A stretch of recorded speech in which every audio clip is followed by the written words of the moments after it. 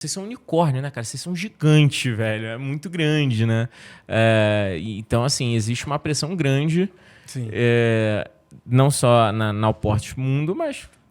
Sem dúvida. Você também. Eu acho que qualquer empresa que está buscando fazer um IPO e tem como grande relevância o mercado da América Latina, se ela não estiver bem posicionada no Brasil, ela tem um delta no valuation dela. Verdade. Né? Então, assim, para qual que vai ser o valor do seu IPO, vai depender de como é que está o seu desempenho no Brasil. Galera, bem-vindos a mais um Papo de CEO e hoje estamos com Felipe Rizzo, CEO da Nowports, empresa de logística. E o papo vai ser muito bom porque tem muita história. Esse cara já passou por WeWork, Uber e neste momento ele está em uma empresa que é unicórnio já, cara. Felipe, parabéns e seja muito bem-vindo. Obrigado pelo convite. Vai ser uma honra poder trocar um pouquinho de ideia aqui. Legal. Felipe, primeiro eu estou muito feliz de ser carioca. Carioca.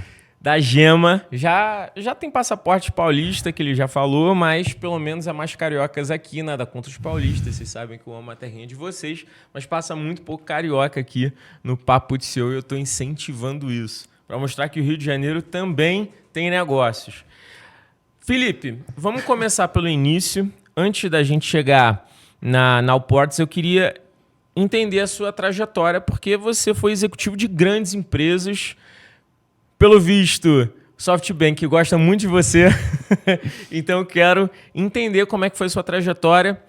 Como a gente estava conversando agora há pouco aqui nos bastidores, porque eu acho que é muito rica. Então, conta aí pra gente como é que foi a sua trajetória até o teu momento atual. Bom, sou Felipe Rizzo, 45 anos, casado, muito bem casado, com dois filhos. Tem cara de 35, hein, velho? Bom, eu adoro. Hoje em dia eu adoro. Cuidado, quando eu tinha uns 20 anos, época de banco de investimento, o pessoal achava que eu era menor aprendiz, assim, era complicado ser, às vezes, levado a sério, muito tendo que se provar pelo conteúdo, né? Então, a cara, às vezes, de mais novo, hoje em dia eu acho ótimo, mas durante um período na carreira foi um issue. Carioca, querendo entrar naquela noitada, né? Sem a cara de mais velho é difícil. Né? Eu imagino. Bom, então, dois filhos, o Rafa e o Pedro, o Rafa com 13, o Pedro com 9. E sempre a minha carreira, ela começa... Bom, sou um filho de dois professores, então sempre muita parte da curiosidade, a parte da disciplina, da vontade de fazer bem feito. Sempre muita parte de bom humor, que é uma coisa que reinava na família. E sempre valores muito fortes e sólidos que eu tenho. Então, acho que isso, para mim, é o primeiro grande passo para a minha carreira, de onde é que você... Qual que é esse berço onde você nasce e quem está muito próximo de você nesse caminho, né? Mas eu sou economista, formado pela PUC do Rio. Depois eu fiz um MBA no COPEAD, também no Rio, com uma extensão na Nova em Lisboa. Comecei minha carreira com estagiário, depois fazendo bastante trabalho dentro da área de banco de investimento. Ali foi uma primeira grande escola assim, bem importante sobre accountability, sobre uma gana de fazer acontecer. Depois eu fui para relacionamento com investidores na Petrobras. Na época o João Nogueira Batista, que era do Dresner, né, ele foi para virar CFO, a minha chefe virou assessora dele e eu acabei indo para trabalhar dentro da área de finanças, na área de relacionamento com investidores. Também aprendi bastante agora sobre toda aquela história dos números financeiros, como mostrar isso para os investidores. Parei para o MBA, uma escola fortíssima, onde eu me desenvolvi muito. E quando eu voltei para a área de consultoria em estratégia, na Accenture. Ali aprendi muito também, que eu brinco, né, virar gato, assim, como te soltarem, você tem que cair com as 4 patas no chão. O método de se virar e fazer acontecer. Era um projeto de 4 a 12 semanas, onde você tinha que aprender sobre o problema, sobre quem é o cliente com qual você ia trabalhar, do segmento dele. E, tipicamente, a gente usava bastante ferramentas quantitativas para resolver problemas como otimização de sortimento, retorno sobre investimento de marketing, otimização de força de vendas. E depois, um grande divisor de águas na minha vida foi quando eu sou chamado para um programa da General Electric, da GE, chamado ECLP, Experienced Commercial Leadership Program, que era um programa justamente para formar os próximos General Managers da GE. Eles queriam trazer pessoas do mercado. Pô, legal. Ele foi... A primeira turma na América Latina é a turma de 2007. E aí, naquele ano, a gente é formado ali um grupo de pessoas da América Latina para cada um dos segmentos participar desse programa. E aí eles estavam trazendo exatamente um monte de executivos que tinham feito o MBA, pessoas de fora que eles quisessem que ganhasse o entendimento da cultura GE, para depois fazer esse processo. Foram 2 anos de programa, era muito interessante, e ali eu aprendi muito sobre liderança, aprendi muito sobre esse desenvolvimento sustentável, né, como crescer de forma lucrativa, de forma perene. E aí foram 10 anos lá na GE, me desenvolvi demais. Tive uma passagem pelo grupo da UHG, na Optum, que fazia parte de novos negócios e portfólio deles de produto. E depois fiz esse grande salto para o mundo das startups, né? Virei advisor de fundo de venture capital da Indicator. Entrei para a Uber na área de estratégia de novos negócios. Eu pude lançar Uber Taxi, Uber Moto, Uber Flash, Uber Pass.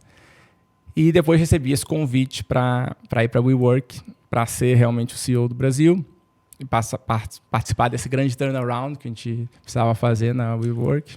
O Uber foi mais ou menos que ano? Eu entro em 2019 Tá. e saí em 2021.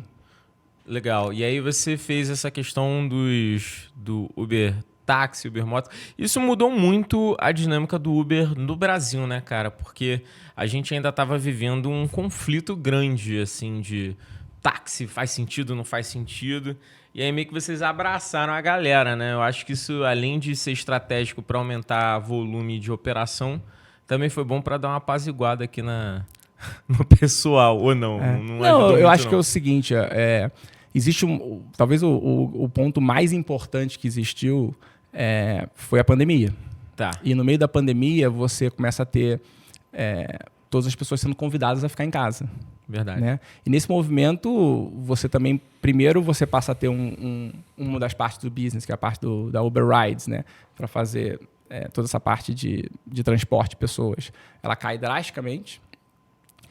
E uma série de pessoas que tinham como parceiros motoristas, que tinham como fonte de renda, isso eles se veem completamente sem qualquer suporte. Num mercado que ainda não tem todas as regulações estabelecidas sobre como lidar com isso, não existe o fluxo. Então, o primeiro produto que surge de uma necessidade é o Uber Flash. Assim, como é que eu posso fazer com que essa massa de pessoas ela passe a ter alguma nova oportunidade de transporte? Então, essa você está muito atento à situação e como é que você pode evoluir a partir dela traz muito da inovação, né? E essa claramente ela surge daí e a gente começa a desenvolver e percebe que tem um mercado gigantesco para isso. Logo nos primeiros testes que a gente faz, e na Uber eu aprendi muito em profundidade sobre teste AB e sobre como lançar o produto com uma velocidade absurda e como saber rápido, realmente gerenciar riscos e não tipicamente evitar riscos, que a gente vê em muitas empresas, empresas grandes, americanas, já há muito tempo estabelecidas, como que eu evito riscos, né? Então, eu não estou realmente gerindo os riscos, eu estou evitando que eles aconteçam, né? E aí, nesse momento, então, o Uber Flash sai nesse momento. O Uber Táxi ele surge de uma outra situação, que a gente vê que muitos dos nossos clientes queriam, em alguns momentos, ter a possibilidade de usar o corredor do táxi. Que eles, em muitos momentos, queriam aquela... Para que eu vou não dar isso para o meu cliente? Né? Então, obviamente, existia essa preocupação, poxa, mas o táxi é inimigo do Uber, etc. Mas eu acredito muito em parceria, acredito muito em conversar, em entender as situações e desenvolver.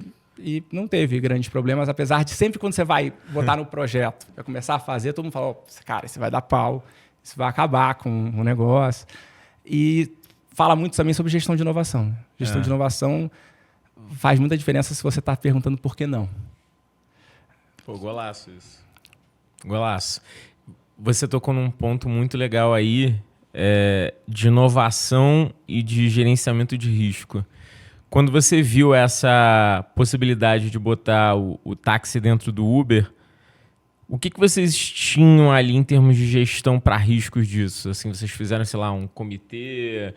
Como é que foi na prática? Tipo, montaram lá uma matriz de... Aqui vai dar muito problema, aqui vai dar médio problema, aqui vai dar merda pra caramba. Como é que foi isso, assim? Porque quando a gente vê que tá rodando, é fácil você entender, claro que vai fazer sentido, é uma receita pra todo mundo, não tem porque o cara ficar chateado.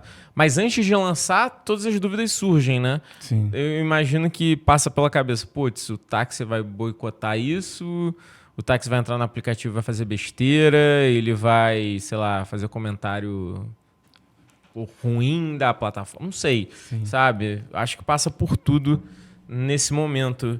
E depois que lança, fica fácil de ver que faz total sentido. Mas nesse momento, o que vocês fizeram em termos de gerenciamento de risco que você comentou? Bom, como todo processo de inovação, ele começa de um business case. E na área que eu estava tocando, a gente via do business case ao business as usual, né? A gente falava assim, como é que você lança, vai acompanhando o dia a dia até poder falar, olha, isso aqui já está pronto para ser tocado como mais um produto já no dia a dia, né? Então, ele começa com por que você quer fazer, qual que é a grande oportunidade de mercado, o que é necessário de recursos a serem colocados para que essa oportunidade seja aproveitada, usando bem aquele conceito do Eric Ries, né, de Lean Startup. Então, quais são aqueles leap of faith ali? O que precisa ser verdade para isso aqui acontecer? Como é que é a forma mais rápida, barata e menos arriscada de testar isso? Então, você vai podendo... Dependendo do que você quer lançar, você tem diferentes coisas a serem testadas de largada. E saber aprender como é a forma de criar a hipótese, tentar prototipar e achar esse MVP aí que nos ajuda a testar mais rápido é uma parte muito importante desse processo, né? Então, tem várias coisas, né? Para você botar esse produto no ar, você primeiro tem que entender regulatoriamente como é que funciona, como é que você precifica isso, que tipo de taxação vai precisar ser paga, que tipo de demanda existe, que tipo de oferta precisa existir, como é que vai ser o funil de aquisição de motoristas e por aí vai. Então, acho que acho que o que é importante aqui, eu acho que do que é genérico, que eu acho que é válido a gente trazer, é trazer sempre uma visão de... Primeiro, ter uma clara visão estratégica de o que esse produto agrega no meu portfólio, como é que ele conversa com as necessidades do meu cliente, quais são os tipos de risco, se ele se encaixa na estratégia ampla da empresa, ou se ele vira só uma atividade bem oportunística ou que é uma distração, e como é que eu testo isso da forma mais rápida possível e vou pivotando com esses aprendizados. Então, essa visão de cientista. Então, eu fiquei muito bem impressionado como essas novas empresas, né, conseguem trazer essa visão do que mais importa depois, quando foi o teste com o cliente, o que realmente aconteceu. Porque muitas vezes em empresas mais tradicionais, você vê um PowerPoint que é super bem estruturado e fica meses discutindo isso, depois meses para implantar, e quando lança, é um negócio que era perfeito para 2 anos atrás. Então, o que eu acho que é muito interessante é o conceito não só do que eu quero, como um outro conceito que eles trazem, que é o do Break Less Metric, que é o seguinte: eu estou monitorando se o que eu estava querendo que acontecesse está acontecendo. Mas nesse processo eu crio essas Break Less Metrics, onde eu falo assim, o que pode quebrar, não só disso aqui, mas de outros pedaços do negócio, quando eu implemento essa inovação. Então, tem uma parte de gestão de mudança que cada vez mais é importante a gente conhecer como líder, entender e nunca menosprezar. Que para toda mudança que você gera, você tem que ter muito claro um porquê que é importante, porquê que é urgente, porque se for importante não for urgente, porque agora, o que é e o que é o impacto que ele gera, e fazer com que todos entendam ali, que estão participando, assim, what's in there for me? Por que isso aqui é relevante para mim? E existe muito método para fazer esse negócio acontecer. Então, é importante você saber que toda a mudança não é uma coisa que é fácil para o ser humano. O ser humano ele não é wired para querer a mudança. Ele tipicamente ele busca mais a consistência, né? O conforto. Mas se você entender bem essa natureza das pessoas, a natureza da dinâmica do business, você pode fazer com que você consegue prever também todos os tipos de barreira que vão acontecer. E muitas vezes, quando você começa a implantar algo, essas barreiras começam a surgir e você já tem que estar preparado para ir trabalhando cada uma delas. Então, é controle, é visão muito clara, essa visão de cientista, de estar...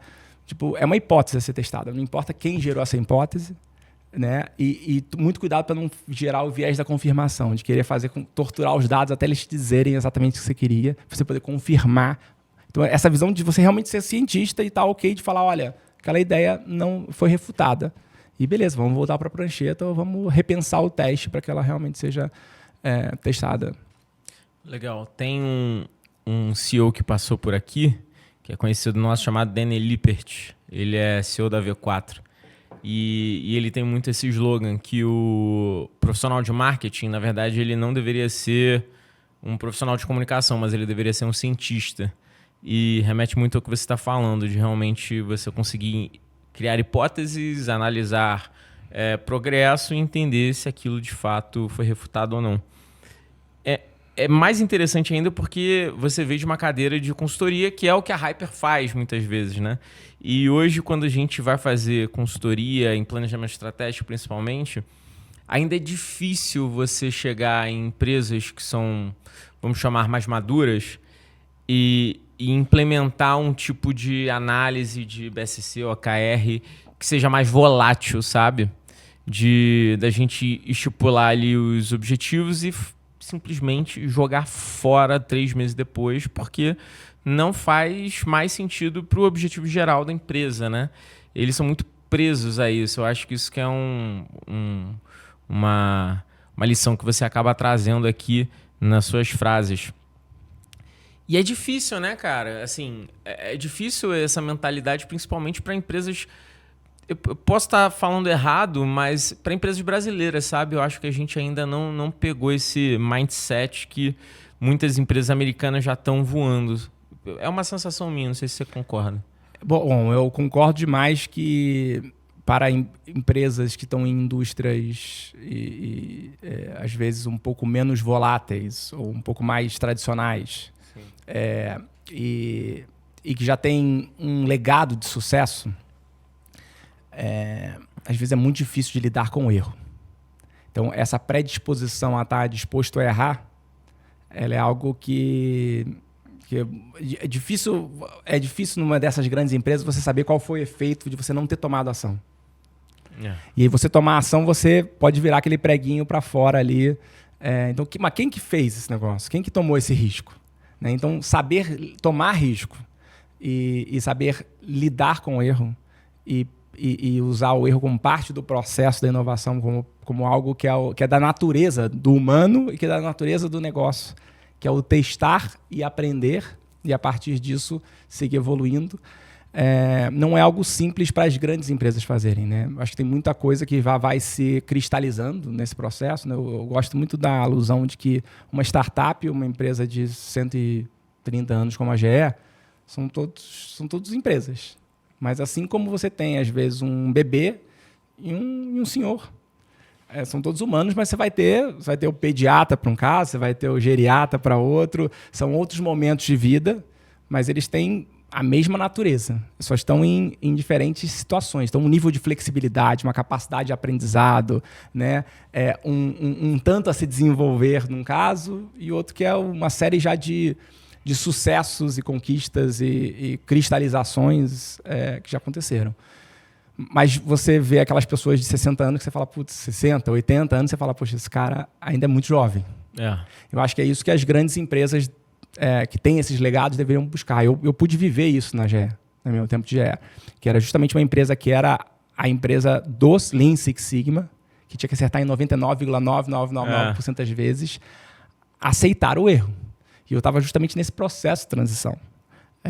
Então, eu pude, como eu estava nesse programa e depois eu era desse legado, desse grupo que era acompanhado, a CMO Global, que era a Beto Comstock na época, ela contratou o Eric Ries para fazer uma parte do projeto. E depois disso, inclusive, sai o segundo livro deles, né, da Empresa Enxuta, já era deles usando um pouco desse mindset para os negócios, para empresas já mais maduras.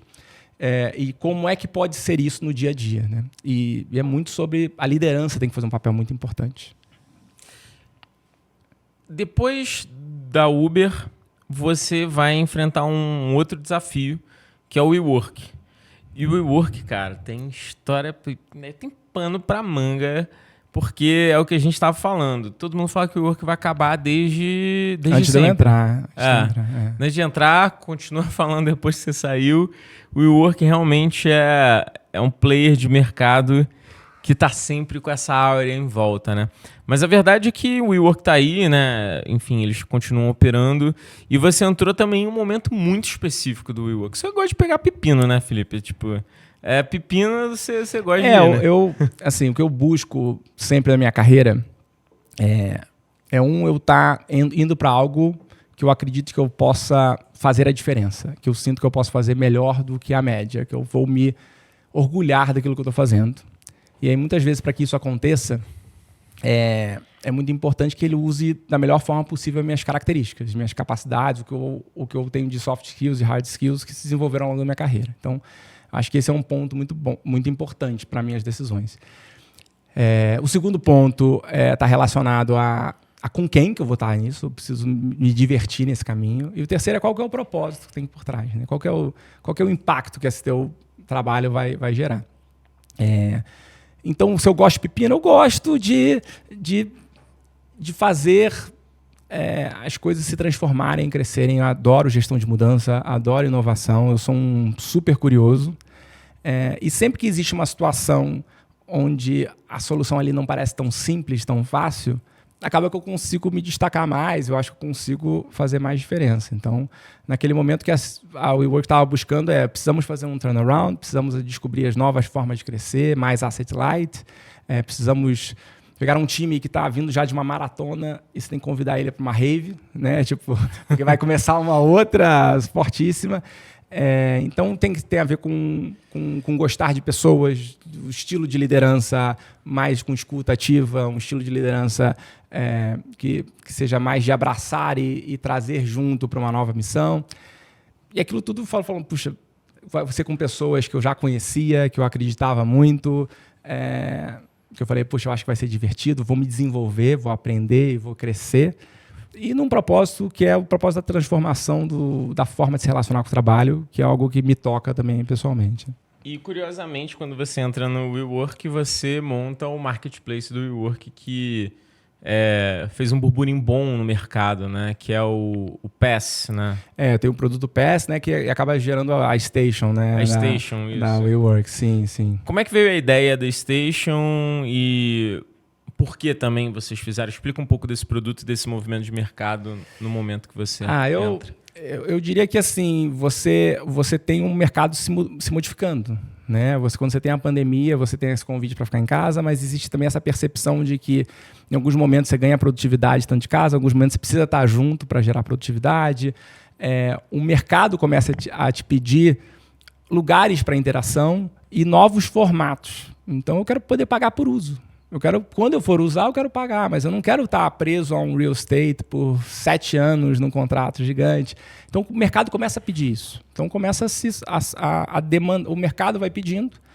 O que é legal de você ouvir o mercado é que muitas vezes você começa a perceber que eu sozinho não consigo fazer essa mudança. Boa. E aí você começa a ter que olhar quem são os meus parceiros. E muitas vezes pessoas que você acha que no primeiro momento podem parecer que são concorrentes, competidores, na verdade eles podem igualmente participar disso. Então, acho que vem dessa visão de que você tem que estar muito escutando o mercado, realmente interessado a ver o que ele precisa e não só o que eu tenho a oferecer para encostar. E aí, quando eu vejo isso de forma mais ampla, eu falo, puxa, eu preciso de mais gente para me ajudar. Isso se conecta com a minha estratégia, uma estratégia de expansão de forma asset light. As pessoas estão buscando poder, onde estarem, ter um escritório. Né? Work from anywhere. Né? É para isso que o mundo está buscando. Então, como é que a gente faz isso? Quem que a gente tem que chamar para essa jornada, né, de transformação? Isso não é uma ideia minha, né, que eu tive. Isso, obviamente, tem todo o time que estava ali criando, pensando. Isso é uma estratégia da América Latina como um todo, que ela ganha vazão para ser pilotada e lançada no Brasil. Mas, de forma geral, é isso. É escutar o mercado, realmente ir atrás de quem estaria junto para fazer isso acontecer. E você cria um marketplace onde todos as coworkings ou espaços que estivessem com vontade de passar a ter acesso a essa demanda, que já existia da WeWork, pudessem ali também ganhar junto e fazer com que então, o usuário ganhe. Criado um novo mercado, que é aquele cara que só quer usar para um momento ou em situações específicas. E cria-se também um valor para todas as coworkings que também estavam passando por momentos difíceis, né? Ou que poderiam se beneficiar ainda mais no negócio delas disso. Então, acho que tem a ver com a escuta ativa, muito focado no que o cliente precisa, para onde é que o mercado está indo e como é que dá para trabalhar junto para chegar lá.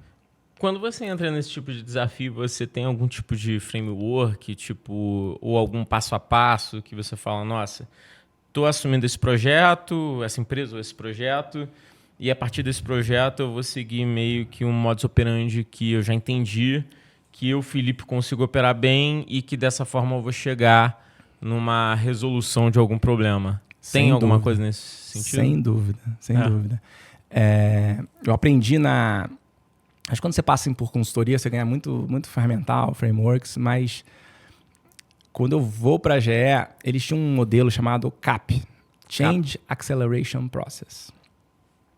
E é o resultado de 130 anos contratando consultorias e vendo o que funciona, o que não funciona. Eles criaram todo esse framework. E é impressionante. Eu fui, dentro de um dos meus projetos, eu fazia a integração de 5... Tinha sido a aquisição de 5 unidades de negócio diferentes em health, que a gente tinha que unificar tudo isso. E eu acabei sendo treinado e exposto a essa metodologia. E comecei a usar para aquele projeto. E desde então, todo projeto que eu vou, eu trago esse exemplo do CAP, que é o Change Acceleration Process. E dentro desse processo, né, é muito sobre você sempre... Então, tem um framework ali para ser... A gente pode depois até entrar um pouquinho mais, mas tem um framework ali a ser seguido. E outra coisa que eu me preocupo muito, que conecta com esse projeto, que é o que você vai fazer nos seus primeiros 90 dias. Então, quando você faz uma aquisição, você vai fazer o pós-merge, né? Sim. Como é que é o day one, né? E como é que são os 90 primeiros dias? Isso é muito, muito patente. E aí existe um livro que eu acho super legal, que são Os Primeiros 90 Dias, do Mike Watkins, que fala bastante sobre o que fazer nesses primeiros 90 dias. Então, juntando essas duas coisas, que são, para mim, muito conectadas, tá muito do ferramental que eu uso em todo o processo de transformação que eu vou fazer. Legal. Tem também nessa questão dos 90 dias, ele até cita no livro, mas me veio em mente também uma palestra que eu assisti, eu não vou lembrar o nome dela, mas ela escreveu o livro de cultura da Netflix, né? Uhum. E aí na palestra ela fala que os 90 dias determinam o tipo de cultura que você implementa numa pessoa também, né? E isso me marcou muito. Quando você fala de 90 dias e você fala aí de gestão de mudanças, esses 90 dias são muito importantes, sabe? Na minha empresa, todo mundo, nos primeiros 90 dias, eu tenho uma atenção especial. Porque se essa pessoa começa a criar hábitos ruins nos 90 dias, ela não muda esse hábito depois dos 90 dias, sabe? Então, por exemplo, ela está fazendo um onboarding. Lá no onboarding, ela começa a atrasar o onboarding. Porque o nosso onboarding tem lá o sistema, você tem o que você precisa fazer, as pessoas que você precisa acessar, e você vai fazendo checklist ali. Se eu vejo que o checklist está atrasado, eu já sei que essa pessoa pode... E a batata acontece. Eu sei que essa pessoa, quando começar projetos, ela vai atrasar uma coisinha ou outra, 1 ou 2 dias, porque ela já está atrasando o onboarding. Agora, quando eu vejo que tem uma pessoa que faz o onboarding no timing certo, normalmente é a mesma pessoa que faz o projeto no timing certo, porque ali você está estabelecendo a cultura, né? Os hábitos que ela tem que ter dentro da empresa. E aí você falando isso me remeteu muito a essa questão de mudança e de pessoas também, né? Porque gestão de mudança, inovação tem muito a ver com pessoas, né? Sem dúvida. Né? Sem dúvida. Quando eu vou fazer o meu MBA no COPEAD, né, com o mestrado, com a emenda de um MBA, mas depois você tem que entregar uma dissertação, foi justamente... Eu tomo essa decisão no ano de 2002, quando Kahneman ganha o Nobel da Economia. Nobel. O Nobel da Economia. E ele é um psicólogo. Ele ganhou o Nobel de Economia. Eu tinha feito todo o curso de Economia, eu falo, putz... tá muito teórico esse negócio. E aí, quando entra com a teoria comportamental, eu falei, putz, isso aqui é muito bacana. Rápido e devagar, né? Esse rápido e devagar é mais recente, mas a minha dissertação foi no tópico sobre como é que era a internacionalização de empresas, como é que as empresas faziam esse processo, e aí estudando sobre uma ótica dessas teorias comportamentais, como é que funciona. Achei fantástico, depois comecei a tentar entender sobre a ótica biológica, como é que o cérebro humano, como é que é a parte toda química do que acontece. E isso ajuda demais no seu processo, porque eu acho que o papel de um líder começa pelo seu autoconhecimento, depois o conhecimento das pessoas com quem ele está em volta, um genuíno interesse em fazer com que elas possam vir a ser o potencial que elas têm. Sim. E conseguir guiar nisso. E isso é gestão de mudança na veia. Então, para mim, entender de pessoas é importantíssimo para você entender os seus consumidores, você entender os seus funcionários, né? E você se entender para que você possa gerar o impacto necessário. Saindo do WeWork e continuando o nosso papo, até então, finalmente, a cadeira que você está, na Nowport. Conta pra gente, primeiro, o que a Nowport faz para contextualizar toda a dinâmica de serviços que vocês acabam entregando. Perfeito. Assim, forma super resumida, né? A Nowport é um agente de cargas digital. O que um agente de cargas faz? Ele vai ajudar qualquer pessoa que tenha a necessidade de trazer o produto do ponto A para o ponto B. É um processo bastante complexo, muitas vezes, para você fazer com que tudo isso aconteça. Você tem que decidir como é que vai ser o seu modal, se você vai trazer aéreo, rodoviário, marítimo, cabotagem, rodovia, os diferentes caminhos que você pode fazer, os diferentes riscos que tem envolvidos, os diferentes processos de aduana, armazenagem, etc. Então, e já existe nesse mercado, que é um mercado que tem séculos, né? Mais antigo que esse mercado só é exército e igreja. Né? Então, assim, é um mercado muito consolidado. Essa figura do agente de cargas sempre foi importante, que era alguém que vai estar te ajudando a achar os melhores preços, os melhores trajetos e as melhores combinações. Então, qual que é o grande diferencial da Nowport? É que ele traz o elemento do digital. Então, o que a gente vê é que é um mercado onde existe muita complexidade para você entender o todo, para você fazer com que a comunicação de todas as partes aconteçam, para que depois você tenha inteligência e dados para saber como fazer, usar todos esses data points que acontecem, depois como retroalimentarem as suas próximas decisões. Tem muita combinação de variáveis em logística. Muita combinação, né? De variável, o que gera muita oportunidade para inteligência artificial, que gera muita oportunidade para tratamento de dados que te gerem muito mais inteligência e depois capacidade de entender que ações tomar.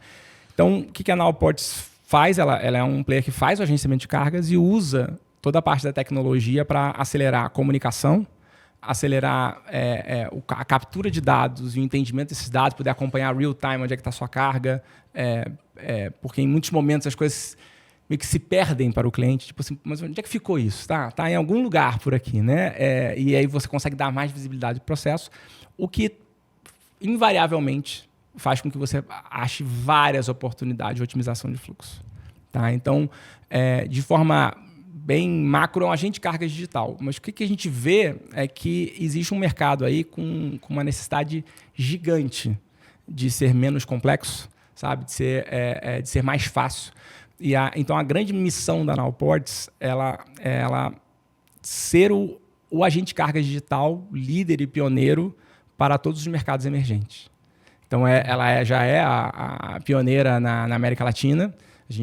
A gente entende que as necessidades da América Latina e de países emergentes elas têm algumas diferenças das necessidades dos Estados Unidos ou de Europa, onde já existem players similares, às vezes até investidos também pelos mesmos investidores que a gente tem em alguns casos. Mas existe uma grande oportunidade que a gente vê em mercados emergentes como a América Latina. Muito dos desenvolvimentos do país está relacionado à capacidade de fazer comércio exterior. Sim. A de importar, exportar e usar isso. Então, gerar esse ambiente onde eu descomplico e eu otimizo o fluxo, eu estou contribuindo para, inclusive, o desenvolvimento dos países e das regiões. Então, o que a gente vê é que para os países da América Latina faz muita diferença essa capacidade de se comunicar com o ambiente externo e gerir esse fluxo melhor para você poder realmente não estar circunscrito àquele país, àquele local, que você realmente possa expandir a sua atuação. Então, essa é a missão.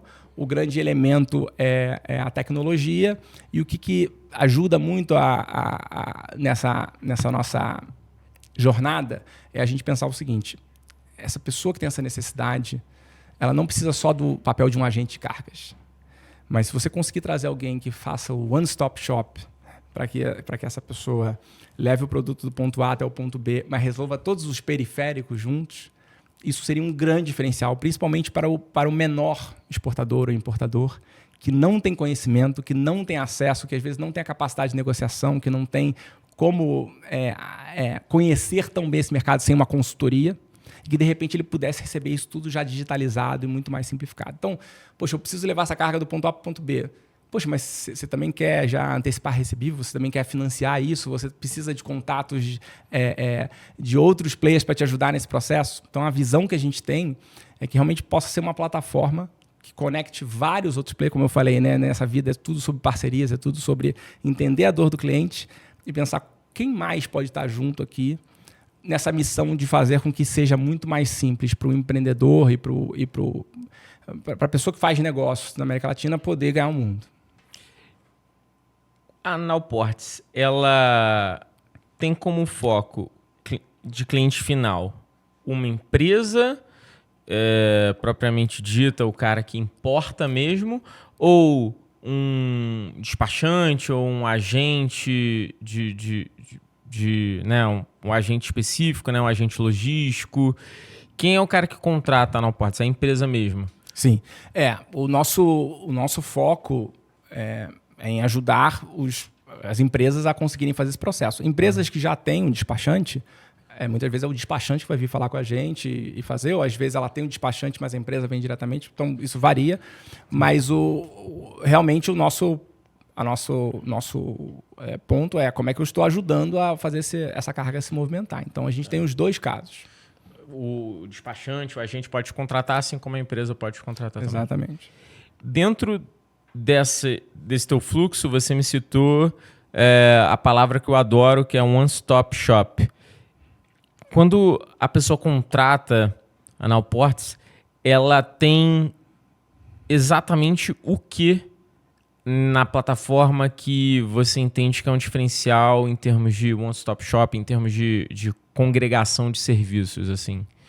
Bom, acho que a gente pode falar do que já tem hoje em dia e para onde é que a gente vai crescer, mas você muitas vezes está precisando ali pensar alguém para te ajudar em qual modal que eu vou fazer. A gente trabalha em todos os modais. Então você tem vários modais cadastrados ali dentro. Exatamente. Que a pessoa pode selecionar. O que a gente traz? A gente traz já rodoviário. Exatamente. A gente já traz as plataformas, a capacidade de você começar pela plataforma, tentar entender possíveis rotas que eu já fiz mais, como é que foram, o que aconteceu ao longo dessas rotas. Então a gente consegue trazer dados para a gente não ser só o consultor em todos os momentos, mas a própria plataforma começa a te dar um pouquinho mais de informação também. Mas esse modal é o modal próprio ou de terceiros que você já tem ali Sempre de dentro? parceiros. Sempre de parceiros. A gente como agente de cargas, a gente nunca executa o transporte. Né? A Perfeito. gente sempre vai trazer o armador, a gente sempre vai trazer os diferentes prestadores de serviço, até para a gente não ter conflito de interesses. Né?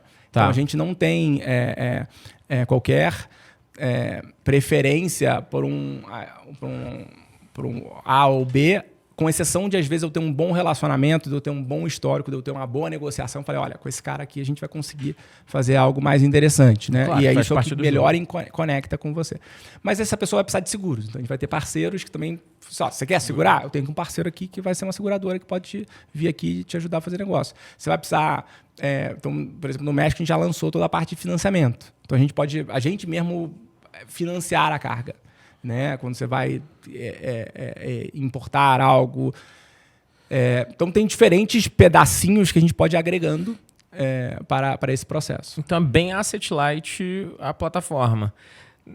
Me parece um pouco marketplace, né? Sim. Você gosta de marketplace, né, Felipe? Esse cara é do marketplace total, cara. Acho que a gente estava falando um pouquinho antes da gente entrar aqui começar no podcast, mas...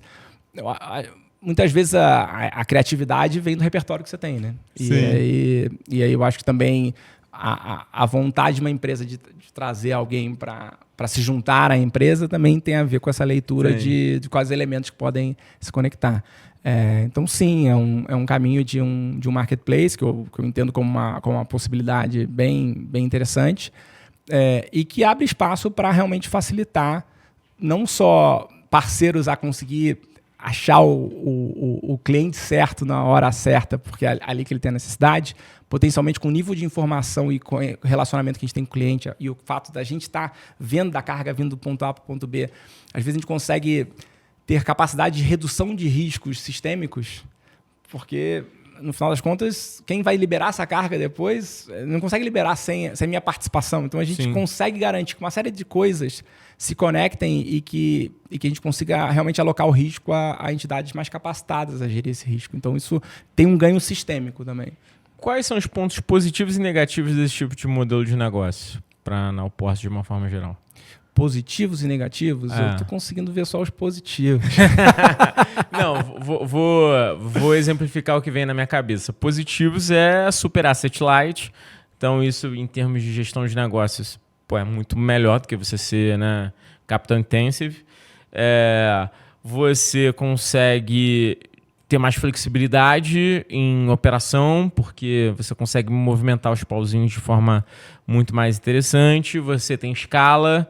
Pontos negativos, você tem que lidar com uma cacetada de player, né? Assim, é gente pra caramba. E eu acho que, inclusive, já se comprovou que é uma habilidade sua, né? Até por isso que você deve ter... está na cadeira correta. Porque o que eu vejo em termos de marketplace, quando alguém vai lançar um marketplace, é essa gestão dos players e também saber puxar demanda, sabe? Eu enquanto investidor mesmo, agora botando o chapéuzinho de investidor, que a gente investe em startups, como eu te comentei, eu tenho muito medo de marketplace. Por quê? Porque você tem que saber tracionar a demanda de vários lados ao mesmo tempo.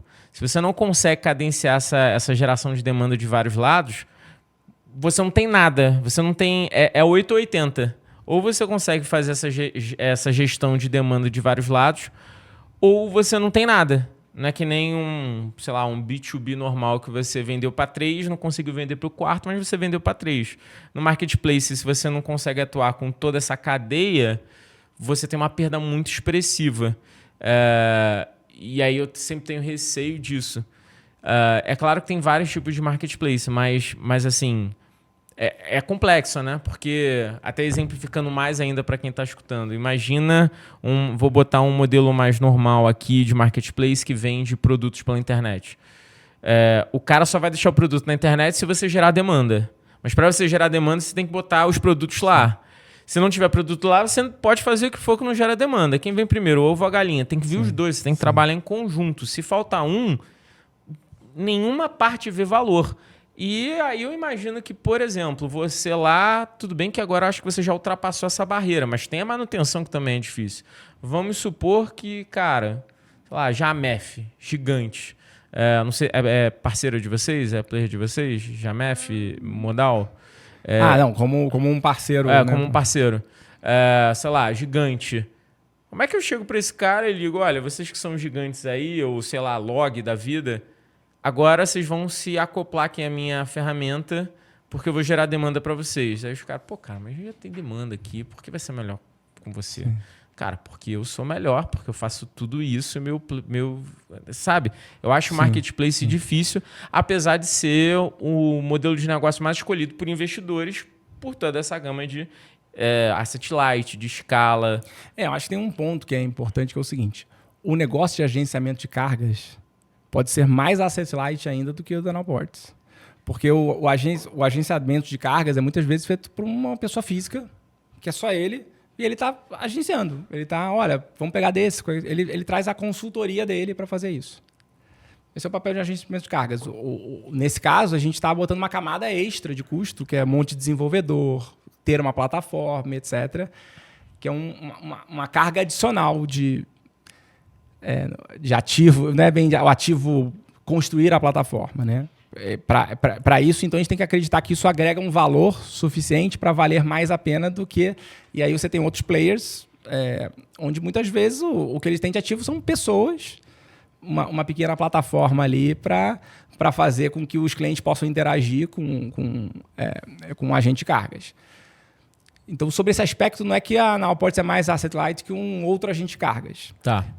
Então, o grande primeiro passo, assim como a Amazon começou com venda de livros, a partir do momento que eu faço agenciamento de cargas, eu estou junto com clientes, eu começo a conhecer esses clientes e começa a existir outras oportunidades para eu complementar a oferta com parceiros. Mas existe um carro-chefe que é um business por si só, que não é... A Nowports não tem hoje em dia como o seu grande cash cow parcerias. Tá. Tipo, esses deltas, o que eu ganho no seguro, etc. O que eu faço é o serviço que eu estou provendo, que é o serviço de agenciamento de cargas. Perfeito. E eu só cobro por isso. Eu não cobro pela plataforma, eu só cobro pelo serviço de agenciamento de cargas. Mas ela vem com uma plataforma para você já gerir o seu negócio, entendendo exatamente todas as cargas que eu fiz, se eu já paguei, se eu não paguei, onde é que ela está, cadê todo o histórico de informações. Você vai no site, você pode subir informações de todo o histórico do que aconteceu naquela... Porque para cada... às vezes você fala assim, vou trazer um produto da China para o Brasil. Você vai ter que interagir com 17 pessoas diferentes, às vezes tem mais de 100 trocas de mensagens nesse processo. Onde é que está essa troca de mensagens? Como é que o despachante fica sabendo do que o agente de cargas falou, o que a pessoa da área A fala da área B, o agente de cargas da origem. Então, existem muitas conversas e trocas necessárias. Elas começam a ficar todas registradas num fluxo otimizado de informação. Isso é um diferencial e que começa a abrir várias portas. Então, o marketplace ele é um complemento a um produto que já existe e que, quando ele vira um one-stop shop, você começa a... Então, quem que gera a demanda para esse negócio? É a base de clientes que hoje em dia já contrata o agenciamento de cargas. Perfeito. Essa base de clientes ela vai falar, puxa, mas eu queria saber se você me sugere, então, comprar um seguro? Sim. Você já tem o seu? Não? Tem aqui, ó, tem essa opção aqui que a gente pode trazer. Então, a tua venda, de certa forma, na verdade, é até um pouco diferente do que eu estava pensando, porque o teu produto principal é venda mesmo do serviço. Serviço de agenciamento de cargas. Serviço de agenciamento de cargas, legal. E falando de Brasil, cara, Brasil, logística é unha e carne, né? Porque aqui a demanda é absurda, a gente é um país continental e imagino eu que o mercado seja estrondoso. Mas como é que está sendo a Nowports em termos de visão estratégica para o Brasil? Vou até reformular minha pergunta. Nowports, mundo, olha para o Brasil e fala, cara, vamos crescer aqui, tem Felipe, o que vocês estão olhando para em termos de Brasil, qual é a estratégia Brasil, o que vocês estão esperando aí em termos de expansão de negócios? Perfeito. Então, sim, o Brasil tem um potencial gigantesco. O setor de logística é um setor bem resiliente. Ele não está aí para um período, como eu falei, né? Mais de 800 anos aí de história. Então, é um mercado bem resiliente que vai estar aí, que já tem muitos players. Já existem muitas agências, players que fazem agenciamento de cargas. O que a gente tenta trazer é um diferencial com a tecnologia. Qual que é o nosso momento? É um momento de sim investir para que a Nowports Brasil possa ter a relevância, por exemplo, de comparação com o que a Nowports México hoje em dia já consegue ter, de começar a ganhar expressão no mercado. E uma visão de que é um mercado que tem muito ainda a se digitalizar, que ainda vai ter muita demanda por esse tipo de serviço. Mas ela começa por você entender muito bem o cliente. Então, o primeiro passo que a gente dá é a gente entender muito bem esse ideal customer profile, quem que é esse cliente que realmente valoriza esse serviço, que realmente valoriza a existência de uma plataforma digital, que realmente valoriza existir inteligência, dados para eu começar a poder tomar melhores decisões. E principalmente aquele que vai tirar o maior valor de um one-stop shop. Porque às vezes se eu sou um player muito grande, eu posso falar assim, mas eu já consigo taxas ótimas no banco, eu já consigo seguros. Então, mas vai existir um segmento ali de cliente para qual faz muita diferença eu já dar essa acelerada em como é que você faz esse caminho. Então, acho que o passo 1 que a gente está fazendo a gente vê que é um mercado gigante, que tem muito a ser explorado, muito a crescer. E ele passa por... Vamos entender muito bem os nossos clientes. Vamos entender por que a gente está retendo os clientes, como reter eles ainda mais, qual que é o tipo de cliente novo que a gente precisa trazer. Então, a gente está nesse momento, justamente, de aprendizado científico, né? A gente tem uma série de hipóteses, um monte de certezas, mas a gente está justamente nesse momento de testar cada uma delas e aprender onde é que a gente tem que estar mirando. Porque a gente, graças a Deus, a gente teve acesso a muito capital, muito funding, né? Só que é um perigo. A fartura, você deixa muita comida no prato, né? A pessoa está com fome, chega naquele rodízio, o cara enche o prato, depois não come tudo. E a gente tem que tomar muito cuidado, porque, pegando o paralelo de logística, né? Você vai fazer um voo de avião, qualquer peso a mais que você bota faz a diferença grande no consumo de combustível. E vai fazer diferença em quão longe você vai sem precisar pousar de novo, né? Ou pegar mais um fund, mais um round. Então, existe agora essa preocupação de a gente está otimizando todos os investimentos, a gente está extraindo o máximo deles. Eu entendo bem esse path to profitability, de como é que é esse meu caminho para eu chegar nessa profitability, qual que é esse tipo de cliente, esse tipo de receita vem com que tipo de custo associado, qual que é o tipo de lifetime value que eu vou ter desse tipo de cliente. Então tem um monte de dúvidas e perguntas e a gente gosta de brincar com 2 bússolas. Bússola 1, qual que é o cliente que é importante para a Nowports nesse path to profitability? Depois 2, o que é importante para esse cliente? Quando a gente entende onde é que está a interseção dessas duas bússolas, a gente acha o nosso campo ali para fazer os nossos MVPs. É por aqui que a gente tem que ficar testando.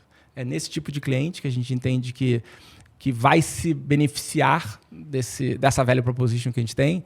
E, para esse cliente, o que realmente faz a diferença? Vamos começar agora a fazer os nossos MVPs. Você hoje tem como principal acionista o SoftBank, é isso? SoftBank é um dos grandes investidores. Ele é majoritário? A gente tem algumas informações que a gente não passa, mas essa a gente pode depois até passar ali com... Boa. Como é que é lidar com esse board multinacional que, cara, tem muito essa questão... Porque, assim, quando a gente recebe muito investimento, um grande poder vem com grande responsabilidade, né? Já dizia o tio Ben. Como que é para você hoje, nesse momento, lidar com essa responsabilidade, levando em consideração que estratégia de fundo é, basicamente, cara, a gente tem que crescer para, em 5, 7 anos, desinvestir e dar resultado. Porque o game é esse. Nada contra, não é que é ruim, o que é bom, mas é a dinâmica de um negócio normal. Sim. Que, inclusive, eu acho que muitas pessoas têm uma visão ruim disso, né? Nossa, mas o cara é predador. Não é, cara, é um negócio dele. E você vive esse momento. Como é que é essa dinâmica de lidar com esse tipo de player, ou com esse tipo de situação, né? Porque não é um player, é a situação que envolve empresas que recebem funding no nível que vocês receberam. Vocês são um unicórnio, né, cara? Vocês são um gigante, velho. É muito grande, né? Então, assim, existe uma pressão grande, não só na Nowports Mundo, mas... Sem dúvida. Eu acho que qualquer empresa que está buscando fazer um IPO e tem como grande relevância o mercado da América Latina, se ela não estiver bem posicionada no Brasil, ela tem um delta no valuation dela. Verdade. Né? Então, assim, para qual que vai ser o valor do seu IPO, vai depender de como é que está o seu desempenho no Brasil.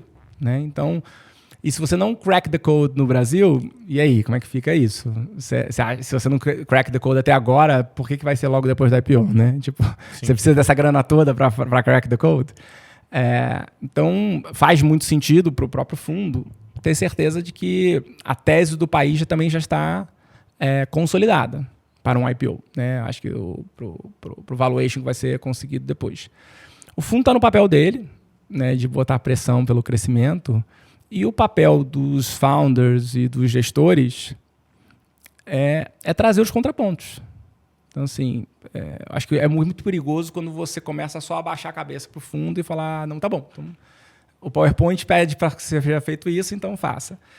Então, acho que o grande desafio é você não cair na tentação de alguns incentivos de curto prazo. Boa. Você realmente pensar que é uma maratona e não um sprint. Então, tomar muito cuidado com ações que ficam... o que eu falo às vezes com o time, tá? A gente está numa tese a ser provada. Se eu estou conseguindo chegar no resultado com elementos que não são os centrais da tese, eu só estou gastando tempo e recurso.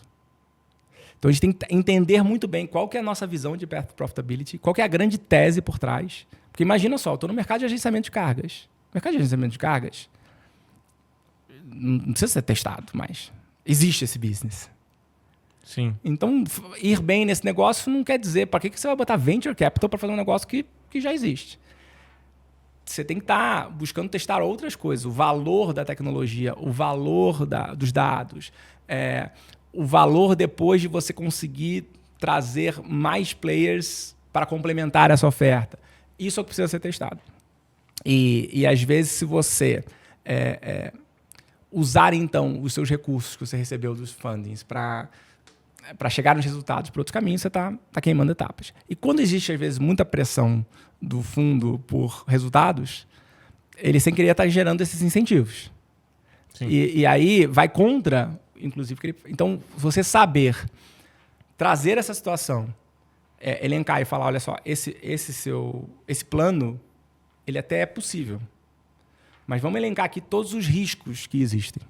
Né? A partir do momento que eu faço essa meta, você vai pisar com tudo no acelerador, e a chance de você bater o carro aumenta, a chance de você derrapar na curva aumenta, a chance de você perder uma entrada aumenta, e vai em detrimento, a gente diminui a possibilidade de a gente chegar lá, porque a gente está querendo chegar muito rápido. Né? Então, às vezes fala, você quer ir rápido, vai um pouco mais devagar. Quer chegar rápido, vai um pouco mais devagar. Então, acho que é um papel do fundo botar a pressão, é o papel dos founders e da equipe de gestão trazer o risk management. Falar assim, cara, é possível, ou eu não consigo ver essa coisa acontecendo. Porque senão, se você fala assim, o accountability passou a ser seu. A partir do momento que você aceitou aquele plano e você falou, não, beleza, a gente faz, bateu no peito, e você não fez, olha, tem um problema aqui, ó. Para esse plano dar certo, eu tenho que estar acreditando que a gente vai ser capaz de aumentar tanto as nossas vendas, ou aumentar tanto a nossa precificação, ou diminuir tanto os nossos custos. Estou partindo desses princípios. Eu vou botar esses elementos aqui para monitorar. Esses aqui são os porquês, eu acho que sim, o que me traz risco. E é isso que eu vou testar. Ó, eu achei que ia dar, mas não está dando. Ó, lembra que a gente falou? Então, esse risco está começando a acontecer. Eu acho que isso, pelo menos, gera muita credibilidade junto depois ao fundo para ele falar assim, putz, entendi. Realmente eu fiquei botando pressão, você tinha me avisado e realmente você montou um plano que fez com que você gerisse aquele custo e a gente está chegando na direção, ou, putz, mesmo fazendo tudo, não foi possível. E aí eu acho que a dúvida sobre o negócio e sobre os gestores pode diminuir, e os questionamentos foram mais sobre, puxa, acho que as premissas é que estavam erradas. Então, eu acho que é um jogo a ser jogado, e eu acho que estar bem no Brasil vai ser sempre importante, principalmente para players que são da América Latina, é fundamental. E não é simples, mas eu sempre tentaria ir pela lógica. Você citou um ponto... Cara, foi fenomenal o que você disse agora. Eu acho que agregou bastante, assim, me fez pensar muita coisa. Porque é difícil jogar esse jogo. E quando a gente conversa muito com CEOs, cara, todo mundo sente isso também, que é difícil. Então, acho que você acabou trazendo pontos relevantes aqui. Até te agradeço por isso. Mas, falando sobre um ponto que você disse, que é, cara, ser um agente de cargas, qualquer pessoa pode ser. Agora, trazer valor para o negócio independe dos resultados que você pode ter só como agente de cargas, porque você tem que agregar muito mais valor. Cara, isso faz muito sentido, porque no final o que as pessoas vão comprar é a hipótese, né? É a tese, como você chamou, não é nem hipótese, é a tese do que aquilo vai te gerar em termos de valorização. Isso é um ponto importante. Só que tem uma outra balança, que é a tradução disso em números. E muitas vezes não, acho que na maioria das vezes, eles não são,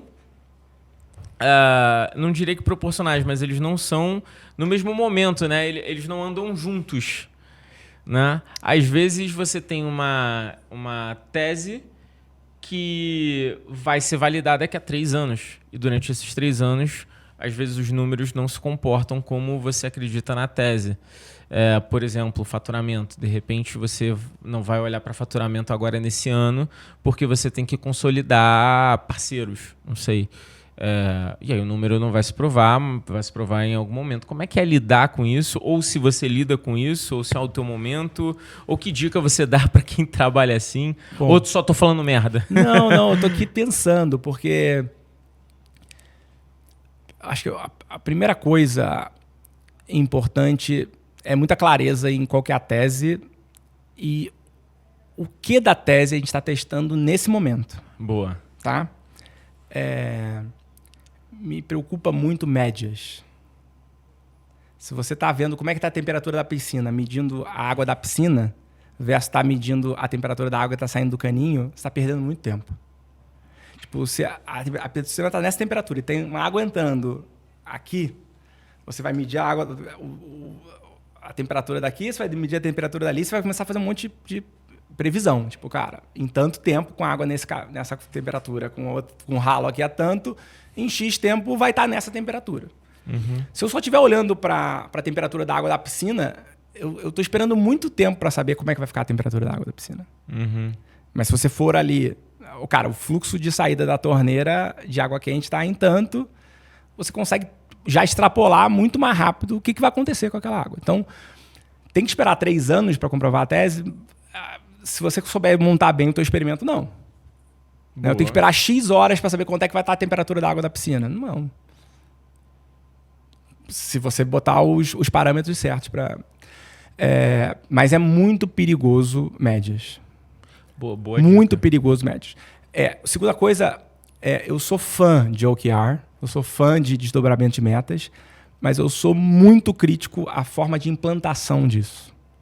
Porque muitas vezes, quando você está implantando essas metas, que pode ajudar muito em accountability, muito entender quem faz o quê, muito entender como é que todas as coisas se conectam, né? E o que realmente é rápido. Porque isso, para mim, é um ótimo teste de hipótese rápido. Você monta uma KPI tree, você bota assim, ó, cara, meu business é o EBITDA então é receita, menos custos, custo variável. Se montar tudo isso, aí você fala assim, quando eu implanto essa iniciativa, eu tenho que acreditar que ela vai conseguir gerar um impacto de tanto para poder fazer esse impacto na minha margem. Eu consigo, se eu montar isso bem feito, eu consigo, em minutos, falar assim, cara, vale a pena gastar tempo isso ou não vale.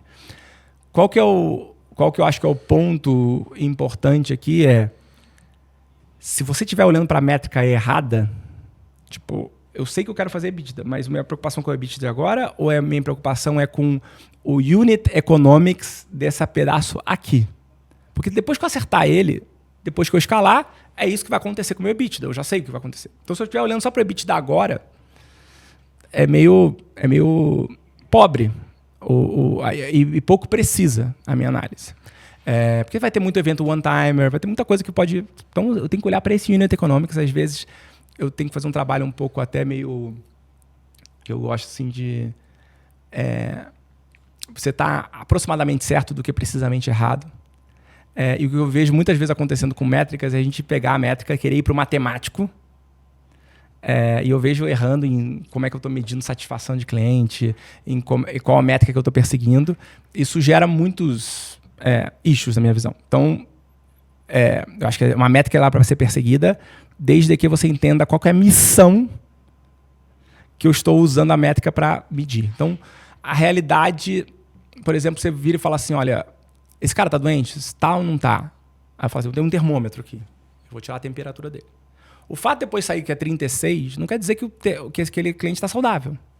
É só que aquela métrica que você usou para testar a saúde daquele cliente não aponta para você que existe um problema. Mas se ele está ali vomitando, um monte de problema, o fato de você botar ali e falar, não, cara, ele está com 36,5. Assim, não, gente. Beleza que a métrica está falando isso, mas a missão é estar saudável. Você acha que ele está saudável? Então, esquece a métrica. Vamos repensar quais são as métricas. Porque essa que a gente estabeleceu não está sendo boa o suficiente para a gente resolver o problema. Então, dependendo de quais métricas você olhar, você se confunde.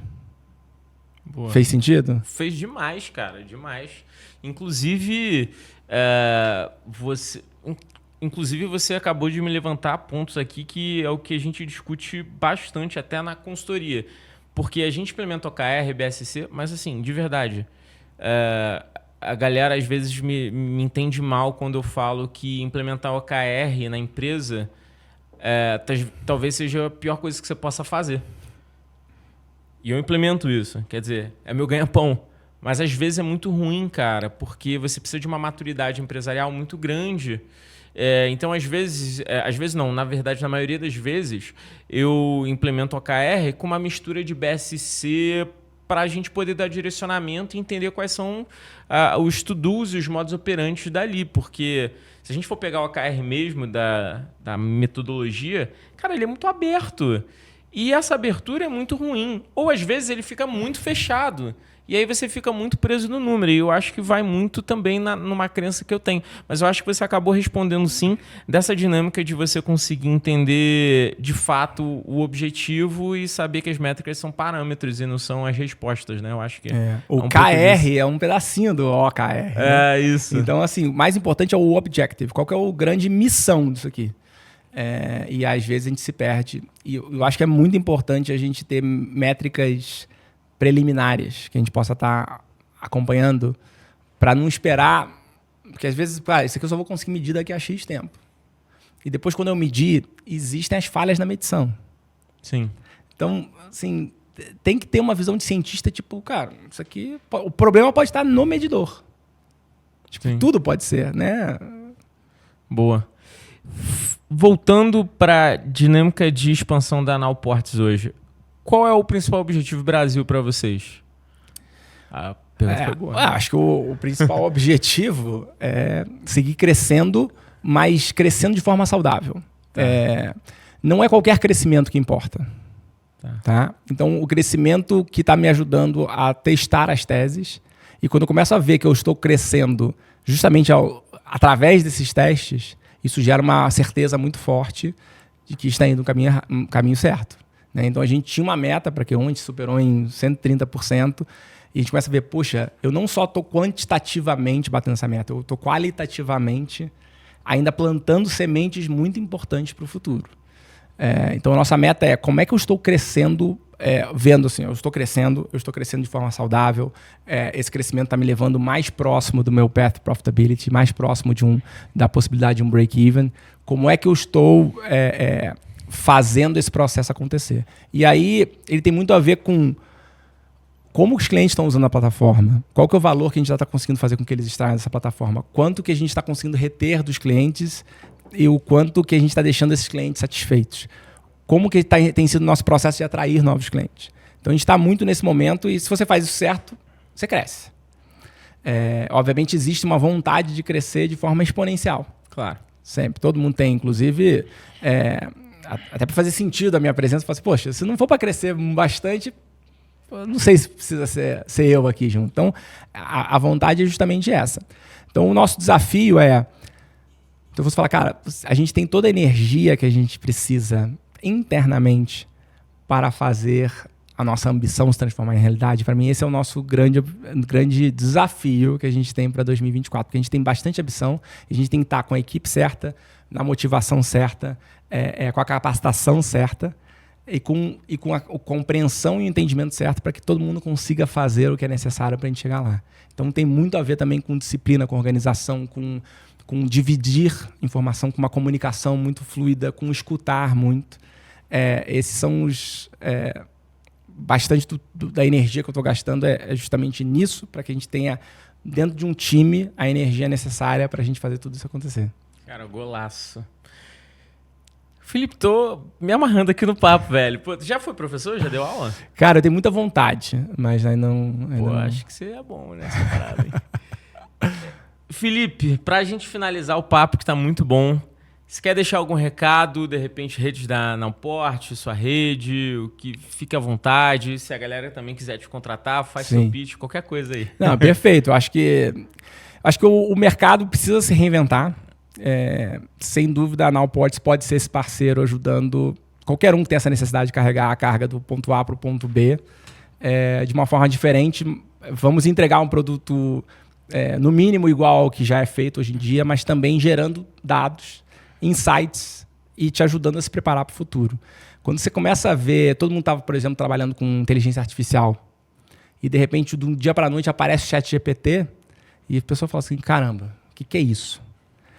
Então, imagina você estar gerindo seu business ainda em papel, ainda em níveis de controle das suas informações no momento em que, de repente, o mercado pode mudar de uma forma transformadora, onde a forma de usar esses dados pode se potencializar muito. É isso que eu vejo para o futuro.